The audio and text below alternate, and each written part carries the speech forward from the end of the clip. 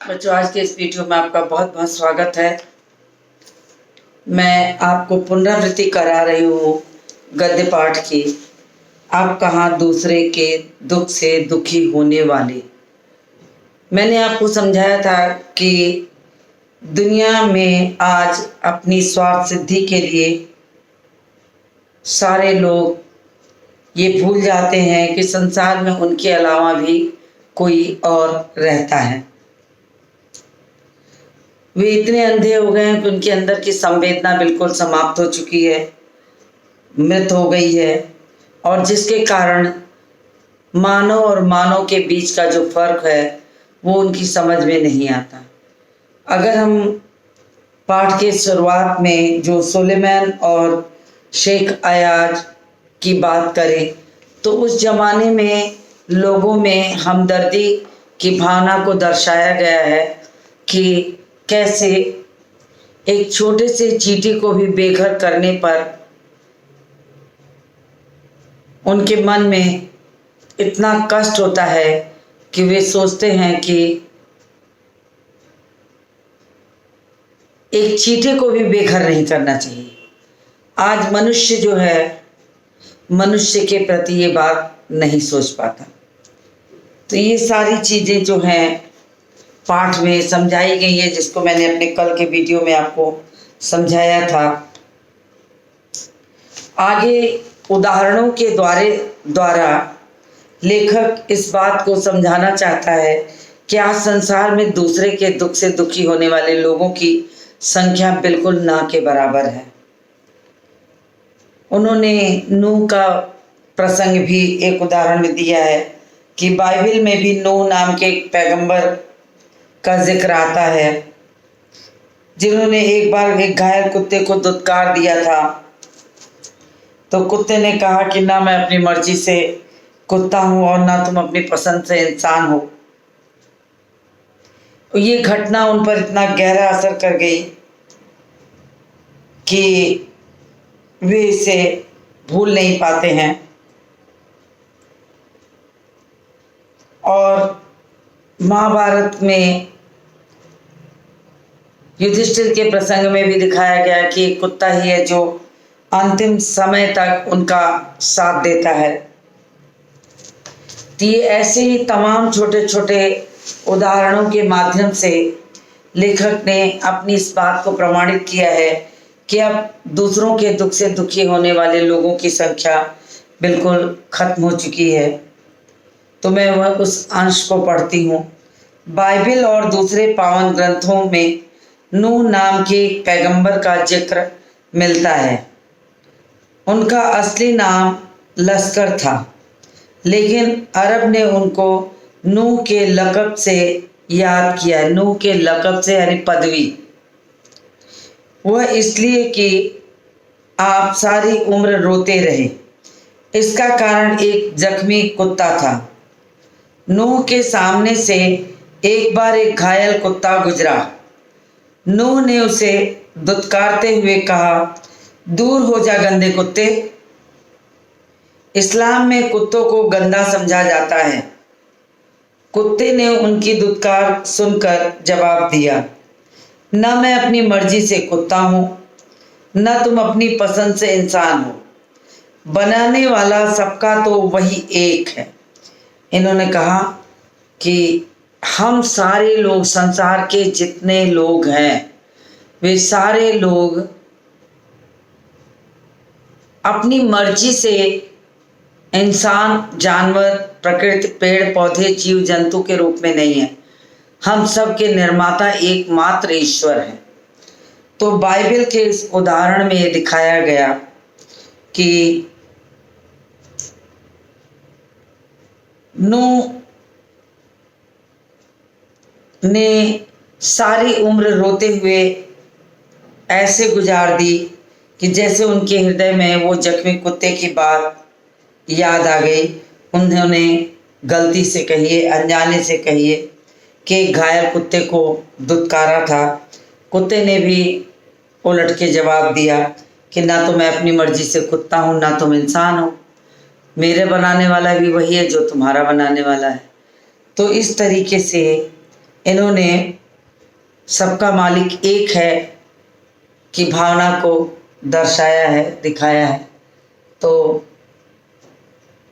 इस बात का अनुभव कराया कि संसार में समस्त जीवों के निर्माता एक ईश्वर हैं।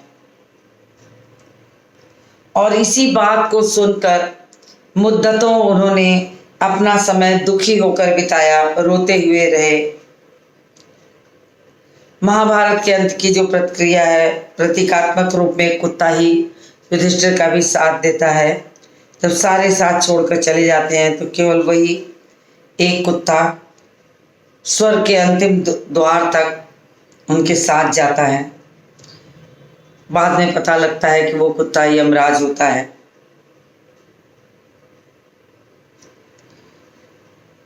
और यहाँ पर ये 2 पंक्तियाँ लिखी गई हैं। मट्टी में मट्टी मिले खो के सभी निशान, किसमें कितना कौन है कैसे हो पहचान। इन्होंने ये उदाहरण दिया है कि सभी संसार के जो जीव होते हैं इसी मिट्टी से उनका जन्म होता है। आपने सुना होगा चित जल पावक गगन समीरा, यानी ये 5 तत्व मिलके ही शरीर का निर्माण करते हैं।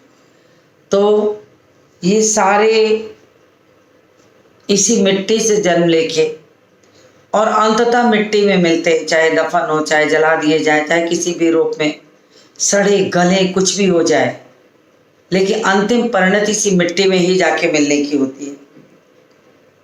किसी के रूप की पहचान नहीं होती, कोई नहीं जानता कि असली में वो कौन है। लेकिन जहां से हम जन्म लिए हैं अंततः उसी में जाकर समा जाते हैं। यहाँ पर ये दिखा करके लेखक ने ये बताया कि वास्तव में संसार में सभी जीवों को एक ही परमात्मा ने निर्मित किया है। वो एक अपरंपार ब्रह्म शक्ति है जो सबके भीतर समाई हुई है। इसी का वर्णन लेखक करके बताना चाहता है कि अगर संसार में सारे लोग एक ही परमात्मा के बनाए हुए रूप हैं तो फिर कोई छोटा कोई बड़ा, किसी को किसी से के दुख से सरोकार नहीं है। किस तरह से कष्ट को दूर करने के लिए हमें दूसरों के कष्टों का भी अनुभव होना चाहिए, परंतु पुराने जमाने की बात अब नहीं रही। ये सारी चीजें यहाँ पर बताई गई हैं।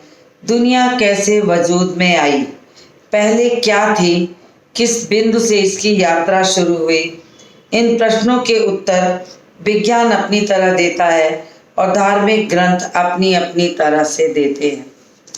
वास्तव में कहा जाए तो दुनिया को वजूद में लाने पर तमाम पौराणिक कथाएं हैं। आपने सुना होगा श्रद्धा मनु का नाम। ऐसा माना जाता है कि हम मानव इसी मनु की संतान हैं। सृष्टि पर प्रलय की स्थिति आई, ये धरती जलमग्न हो गई। किसी पेड़ की डाल से मनु लटके पड़े रहे, न जाने कहाँ से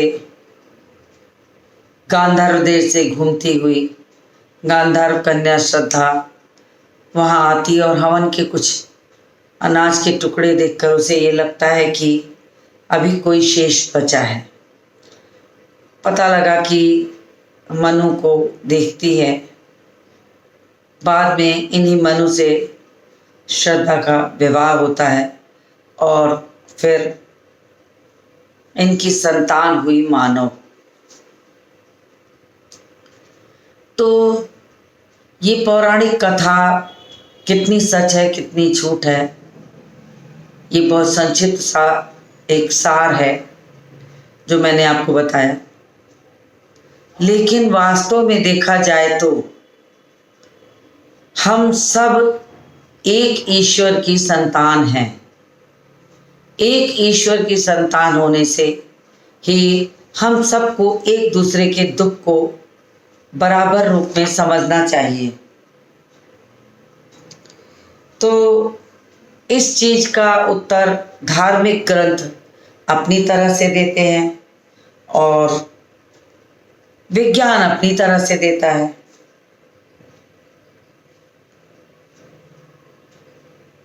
संसार की रचना भले ही कैसे हुई हो, लेकिन धरती किसी एक की नहीं है। ये सच है कि अगर कोई एक व्यक्ति इस धरती पर अपना वर्चस्व बनाकर रहना चाहे तो धरती सिर्फ एक की नहीं है। इस धरती पर सबका बराबर हक है, चाहे वो छोटे मोटे कीट पतंगे हों, कीड़े मकोड़े हों, जीव जंतु हो, प्रकृति हो या मनुष्य हो, सब का बराबर हक इस पर है। और यह और बात है कि इस हिस्सेदारी में मानव जाति ने अपनी बुद्धि से बड़ी बड़ी दीवारें खड़ी कर दी। अब यदि मनुष्य की बात करें तो मनुष्य जो है वो बुद्धि और विवेक में अन्य जीवों की अपेक्षा बहुत समझदार प्राणी है। तो इसके पास हजारों सैकड़ों ऐसे रास्ते थे जिसमें धरती पर अपने कब्जे की बात वो ज़्यादा दिखा सकता है। अपनी बुद्धि और विवेक से तमाम तरह के रास्ते उसने निकाल लिए और अपना पूरा हक उसने दिखाने की कोशिश की। पहले पूरा संसार एक परिवार के समान था, अब टुकड़ों में बट कर एक दूसरे से दूर हो चुका है। मैं आपको बहुत छोटा सा उदाहरण दूंगी। पुराने समय और आज के समय की बात अगर की जाए तो पुराने समय में जब हमारे पास धरती का बहुत बड़ा हिस्सा था, हर परिवारों के पास था। मैं बहुत छोटे से उदाहरण से इस बात को समझाने की कोशिश करती हूँ कि अगर एक पिता के पास बहुत बड़ा जमीन का टुकड़ा हो और 4 पुत्र उसके हों और समय के अनुसार जैसे जैसे वो बड़े होते हैं, पिता से अपने हक की बात करके अगर उस टुकड़े को 4 हिस्से में कराकर उसका उपभोग करे तो उस बड़े से हिस्से के 4 टुकड़े हो गए और प्रत्येक के भाग में उसका 1/4 हिस्सा है। यही प्रक्रिया अगर हर एक के पुत्रों में शुरू हो जाएगी तो अंततः जमीन में इतना हिस्सा बचा ही नहीं रहेगा कि उसका कोई बंटवारा कर सके। यही स्थिति धरती की भी है। धरती पर लोगों ने हिस्सों पे हिस्से बांटना शुरू कर दिया, कब्जे बढ़ाते चले गए और कब्जे बढ़ाते बढ़ाते धीरे धीरे प्रकृति की अन्य जीव जंतु जो थे वो यहाँ से दूर खाली करके दूर निकलते चले गए।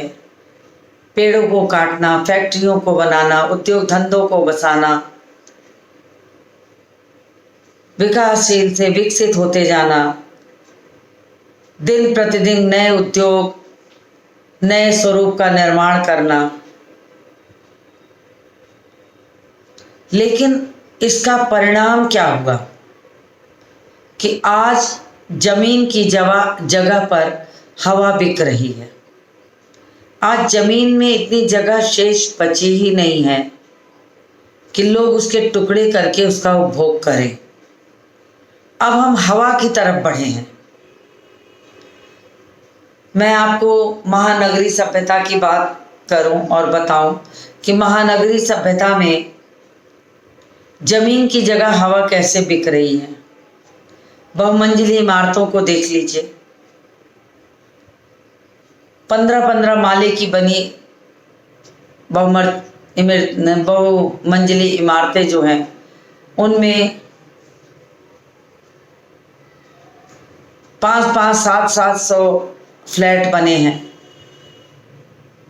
बहुत सारे फ्लैटों में ना उनके पास ज़मीन है और ना उनके पास छत है।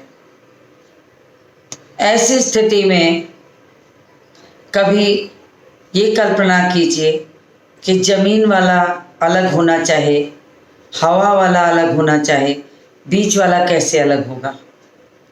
अर्थात कहने का तात्पर्य ये है कि इस स्थिति में उनके पास एकमात्र रास्ता है कि सारी धरती और सारी जगहें पुनः उसी ज़मीन में मिल जाएंगी, पुनः उसी ज़मीन में मिल जाएगी। कहीं कोई रास्ता नहीं है अपने आप को अलग खड़ा करने का।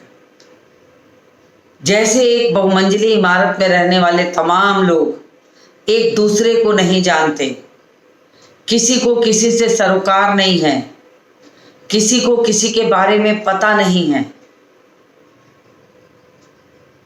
एक ही मंजिल में कितने लोग रहते हैं संभवतः ये भी किसी को पता नहीं। कौन आया कौन गया, किसके यहाँ क्या कष्ट है, किसके यहाँ क्या खुशी है, सब अपनी व्यस्तता में भूल चुके हैं। तो हम संयुक्त से अब इस तरह एकाकी होते चले जा रहे हैं कि एक सीमित मात्रा में पिता और पुत्र का संबंध शेष बचा है, और उसमें भी अगर पुत्र किसी काम लायक या पाश्चात्य सभ्यता की देखिए तो थोड़ा भी हाथ पैर लायक हो जाता है तो वो अपने पिता से अलग होकर अपनी व्यवस्था में लग जाता है। तो जब यहाँ पिता पुत्र जैसे नज़दीकी संबंधों में इस तरह की बात नहीं दिखाई पड़ रही है कि एक दूसरे के दुख में दुखी होने वाले, आज जो तमाम वृद्धाश्रम हैं वो यही इसी का परिणाम है। तो हम मनुष्य तमाम जीव जंतुओं के प्रति, तमाम प्रकृति के प्रति कहाँ से लगाव रखेंगे। हमारा एक दुराव होता चला जा रहा है। हम ये भूल जाते हैं कि जिस प्रकृति को हम लगातार नुकसान पहुंचा रहे हैं वो प्रकृति हमें नुकसान पहुंचाने पे उतरेगी तो हमारी क्या स्थिति करेगी। तो ये एक तरीके से बहुत गंभीर विषय है कि किस तरह से मनुष्य एकाकी जीवन जीते जीते बिल्कुल समाप्ति के कगार पर आ गया है। पक्षी, मानव, पशु, नदी, पर्वत, समंदर आदि की इसमें बराबर की हिस्सेदारी है, सबकी हिस्सेदारी है, सबका अपना अपना भाग है। सारे लोग इस धरती पे जन्मे लोग का उपभोग का हिस्सा है। यही यहाँ पर लेखक कहना चाहते हैं को कोई किसी को हटा बढ़ा नहीं सकता, सबका अपना हिस्सा है। लेकिन एक जमाना था कि पूरा विश्व वसुधैव कुटुंबकम की हम बातें करते थे। आज हम खुद अपने कुटुंब के छोटे से हिस्से में 10-12 लोग रहने वाले जो परिवार होते थे वो बिखरते बिखरते 2 से 3 पर आ गए हैं। आने वाले समय में हमारी क्या स्थिति होगी इसका अनुमान लगा के अभी ही भीतर तक रूह कांप जाती है कि आने वाला समय कैसा होगा। आज पहले हमारे पास बड़े बड़े दालान होते थे, बाग बगीचे घरों में होते थे। एक घर में, घर के भीतर एक बड़ा आंगन, बाहर एक बड़ा दालान, द्वार, इतनी तमाम पेड़ पौधे, तमाम जीव जंतु सब होते थे। आज वो स्थिति ही नहीं है, किसी के पास उतने बड़े मकान नहीं है। एक बड़े मकान के कितने छोटे छोटे हिस्सों में बंट गए हैं, दीवारें पड़ती चली जा रही, क्योंकि मनुष्य बुद्धि और विवेक में सबसे श्रेष्ठ है। इस बुद्धि और विवेक का नतीजा ये है कि आज दीवारें पड़ती चली जा रही। यही स्थिति यही बिल्कुल स्थिति एक परिवार से हटाकर अगर हम संसार में लें तो संसार में होता जा रहा है। संसार में लोग वही चीजें देखते आ रहे हैं। और मनुष्य का स्वभाव है कि पैसा पैसे को खींचता है। अगर हम कुछ पैसा कमाने लगते हैं तो हमारे मन में आता है हमें और कमाना है, और ये पैसे की भूख कभी समाप्त नहीं होती है। नतीजा ये होता है कि हम प्रकृति को नुकसान पहुंचाते हैं। हम प्रकृति को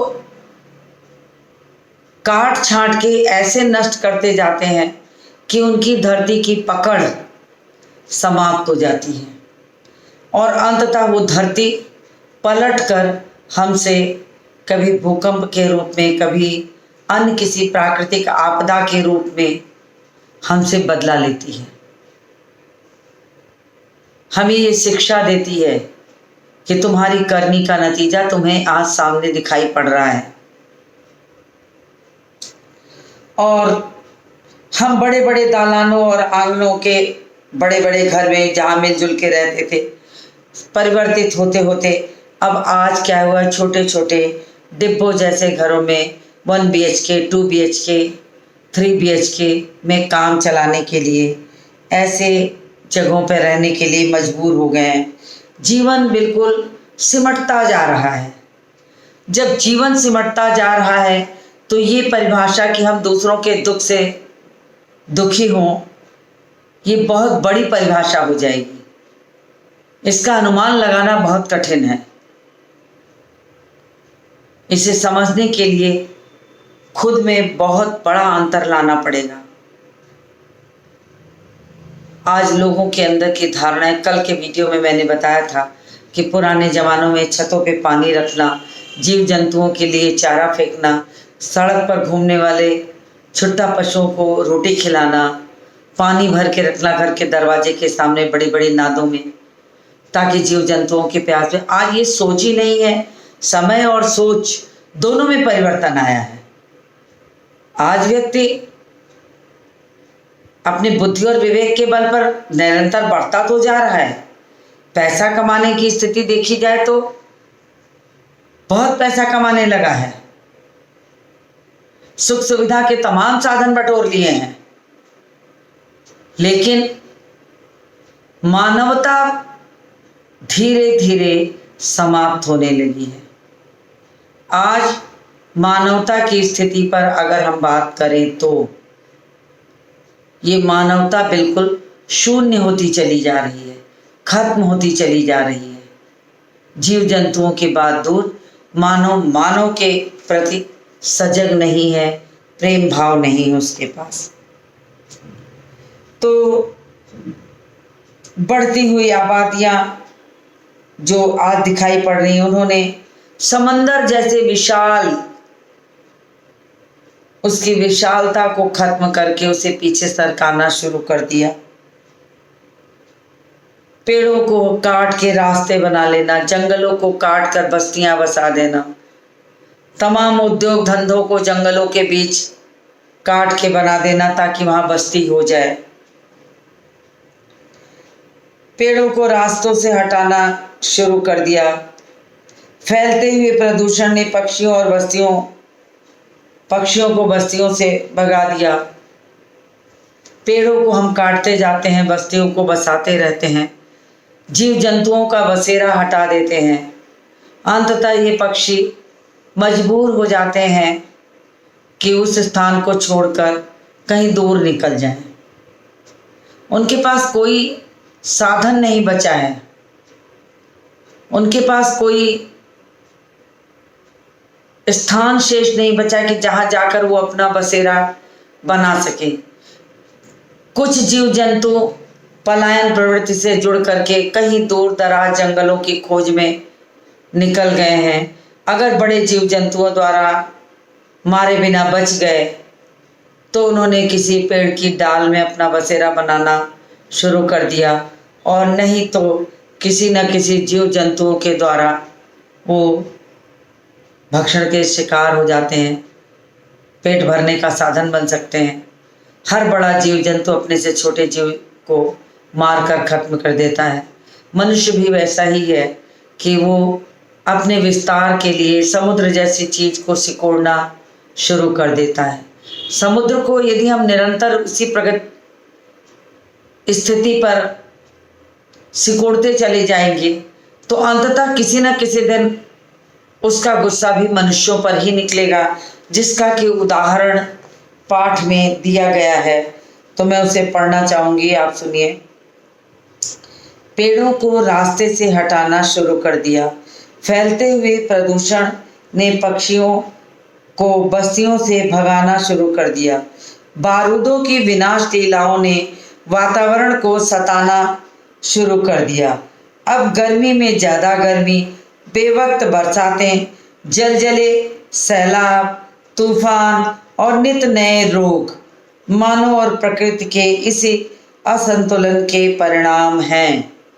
कितनी अच्छी बात पाठ में बताई गई है कि हम अपनी विकासशील प्रवृत्ति के कारण क्या करते हैं कि हम सुरंगें बना के, बारूदों को लगा करके, वहाँ की चीज़ों को साफ करके एक नया स्वरूप देने की कोशिश में रहते हैं। और उनकी विनाश लीला का परिणाम ये होता है कि धीरे धीरे गर्मी पड़ती है तो अति गर्मी, जाड़ा पड़ता है तो अति जाड़ा, बरसातें हुई तो सैलाब आ गया, तूफान आ गए, चक्रवात चलने लगे कि मनुष्य उन हवाओं के जोर में भी मृत्यु के कगार तक पहुंच जाता है। तो जैसे जैसे मनुष्य ने अपने पैरों को बढ़ाना शुरू किया तो बदले में बरसातें, जलजले, सैलाब, तूफान और तो और नित नए रोग। आज की स्थिति से हर कोई वाकिफ है। आज क्या स्थिति है कि न हम खुली हवा में सांस ले सकते हैं, न हम कहीं बाहर निकलने पर पेट भर सकते हैं। नित नए रोग। आज उसी रोग का सामना करते हुए देखिए हम कहाँ से कहाँ, सामान्य जनजीवन अस्त व्यस्त हो गया है, क्योंकि हमने अपनी अति की चरम को पार कर दिया था। और नतीजा देखिए कि आज हम अपनी सीमाओं में ही बंधे हैं। महीनों महीनों अपने घर के बाहर न निकल पाने की स्थिति में हैं। निकलते हैं तो डरे सहमे। एक मनुष्य मनुष्य के बीच में दूरी हो गई है। उसका नतीजा हमारी अति की प्रवृत्ति है। वो मनुष्य चाहे विश्व के किसी कोने का हो, सभी ने एक अति को धारण कर लिया था और उस अति का परिणाम निकला कि आज हम घरों में कैद हैं।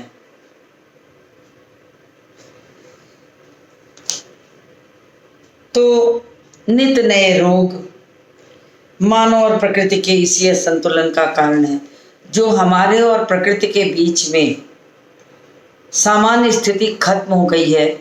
संभवतः ये उसी का परिणाम है कि आज मनुष्य कैसे अपनी सीमाओं में बंधा हुआ बिल्कुल बदलाव के कगार पर आ गया है। बिल्कुल उसका स्वरूप जो है परिवर्तित हो गया है। ये सच है कि समुद्र के किनारे भी बड़े बड़े बहुमंजिली होटल, इमारतें बन गई हैं, आकर्षण का केंद्र हैं। हम कभी घूमने जाएं, कभी दिन 2 दिन 4 दिन के लिए उस स्थान को देखने जाएं तो हमें बड़ा अच्छा लगता है। लेकिन उसकी वास्तविकता से जब हमारा परिचय होता है, जब हम उसकी वास्तविकता की बात करते हैं, तो हम क्या देखते हैं कि वो स्थिति है कि हमने अपनी उन्नति के लिए प्रकृति के बढ़ने के सारे रास्ते को रोक दिया है। पैसा कमाने की धुन में जंगलों का सफाया होना, प्राकृतिक चीजों का मिट जाना, मनुष्य का निरंतर जमीन से हवा की ओर बढ़ते जाना, इस परिणाम तक हमें पहुंचा दिया है। तो आज मनुष्य की सोच में भी वही परिवर्तन आ गया। आज हम व्यक्ति के बारे में सोचने का समय ही नहीं हमारे पास। हम बस अपनी और अपने पेट तक ही सीमित रह गए। दोनों हाथों से धन बटोरना और निरंतर उन्नति करने की कोशिश करना, परिणाम विनाश लीला की ओर हम बढ़ते जा रहे हैं। तो मैंने पाठ के अगले अंश में इतनी चीज़ें आपको बता दी हैं और उम्मीद करती हूँ कि आपको समझ में आ गया होगा। इसके आगे के अंश को मैं अपने अगले वीडियो में रखूँगी। तो आज इस वीडियो को यहीं समाप्त करती हूँ और मिलती हूँ आपसे अगले वीडियो में।